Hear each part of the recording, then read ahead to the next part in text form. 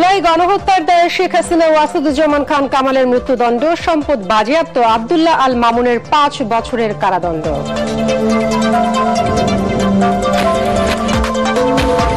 শেখ হাসিনার বিরুদ্ধে রায় প্রমাণ করে কেউ আইনের ঊর্ধ্বে নয়, প্রধান উপদেষ্টার বিবৃতি। দণ্ডপ্রাপ্তদের ফেরত পাঠাতে ভারত সরকারের প্রতি আহ্বান।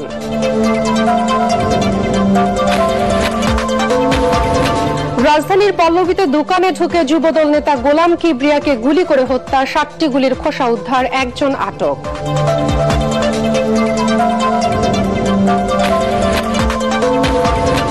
জয়পুরহাটে জরাজীর্ণ পড়ে আছে প্রান্তিক কৃষকদের সেবাদানকারী প্রতিষ্ঠান ইউনিয়ন কৃষি সেবা কেন্দ্রগুলো, নষ্ট হচ্ছে কোটি টাকার সম্পদ। এবং ভৈরবে ধান খেতে বেড পাচিং পদ্ধতি ব্যবহার করে পোকা দমনে সফল কৃষকরা, ফলন বাড়ার আশা সাড়া ফেলেছে কৃষকদের মাঝে।